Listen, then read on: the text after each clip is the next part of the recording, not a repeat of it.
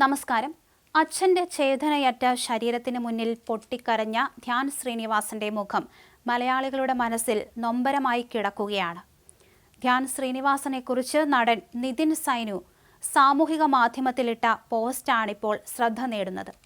ആ കുറിപ്പ് ഇങ്ങനെയാണ്: മകൻ തന്നോളം വളർന്നാൽ അവനും അച്ഛനെ പോലെ ആത്മാഭിമാനം ആകണം. അതൊരു ജന്മം നൽകിയ അച്ഛൻ്റെ കഴിവും കൂടെയാണ്.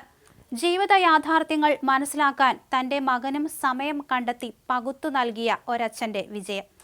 പൗരുഷത്തിൻ്റെ നട്ടെല്ലുറപ്പുള്ള സവിശേഷതയാണിത്. ഞാനും അങ്ങനെയുള്ളൊരു മകൻ തന്നെയാണ്. കൂടെയുള്ളപ്പോൾ ഒന്ന് ചേർത്ത് പിടിക്കാനോ ഉമ്മ വയ്ക്കാനോ ധൈര്യമില്ലാതെ പോകുന്ന ആയിരക്കണക്കിന് ആൺമക്കളുടെ പ്രതിനിധിയായിരുന്നു ഇന്നലെ ധ്യാനിലൂടെ അവിടെ കാണാൻ സാധിച്ചത്.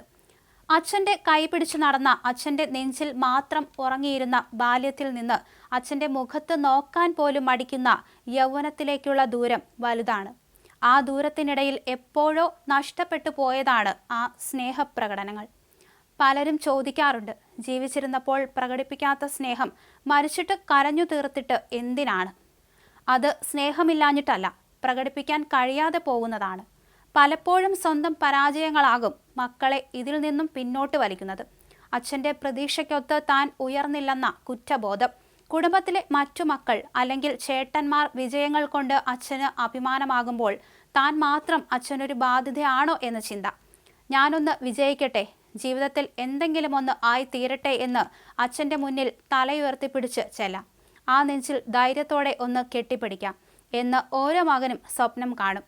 ഒരിക്കൽ ഒരു പരിപാടിക്കിടെ ധ്യാൻ അച്ഛനെക്കുറിച്ച് പറഞ്ഞ ഒരു വാചകമുണ്ട്: ഞാൻ ലോകത്ത് ഏറ്റവും ഇഷ്ടപ്പെടുന്ന മനുഷ്യൻ അച്ഛനാണ്. അയാൾ കഴിഞ്ഞേ എനിക്ക് എന്തുമുള്ളൂ. പക്ഷേ അത് അച്ഛൻ്റെ മുഖത്ത് നോക്കി പറയാനോ ആ സ്നേഹം ഒരു മുത്തമായി നൽകാനോ അവന് സാധിച്ചിട്ടുണ്ടോ എന്നത് സംശയമാണ്. പല ആൺകുട്ടികൾക്കും അത് സാധിക്കാറില്ല. നാളെയാകാം, അടുത്ത മാസമാകാം, അടുത്ത വർഷമാകാം എന്ന് കരുതി അവൻ ആ സ്നേഹപ്രകടനം മാറ്റിവെച്ചുകൊണ്ടേയിരിക്കും. പക്ഷേ കാലം ഒന്നിനും കാത്തു നിൽക്കില്ലല്ലോ. ഒടുവിൽ പെട്ടെന്ന് ഒരു ദിവസം ഒരു യാത്ര ചൊല്ലൽ പോലും ഇല്ലാതെ അച്ഛനങ്ങ് പോകും. ആഗ്രഹിച്ച വിജയം കൈവരിച്ചാലും അത് കാണാൻ അച്ഛനുണ്ടാവില്ല. കഴിഞ്ഞ ദിവസമാണ് ശ്രീനിവാസൻ മരിച്ചത്. ഡയാലിസിസിനായി കൊണ്ടുപോകുമ്പോൾ ദേഹാസ്വാസ്ഥ്യം അനുഭവപ്പെട്ടതോടെയാണ് താലൂക്ക് ആശുപത്രിയിൽ അദ്ദേഹത്തെ പ്രവേശിപ്പിച്ചത്.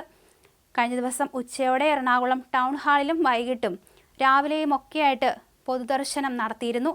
അതിനുശേഷമാണ് അദ്ദേഹത്തിന് ഔദ്യോഗിക ബഹുമതികളോടെ വിട നൽകിയത്. പതിനായിരങ്ങളാണ് അദ്ദേഹത്തെ കാണാൻ ഒഴുകിയെത്തിയത്. രാഷ്ട്രീയ, ചലച്ചിത്ര, സാമൂഹിക മേഖലയിൽ നിന്നുള്ളവർ ശ്രീനിവാസനെ അവസാനമായി ഒരു നോക്ക് കാണാൻ കണ്ടനാട്ടെ വീട്ടിലെത്തിയിരുന്നു.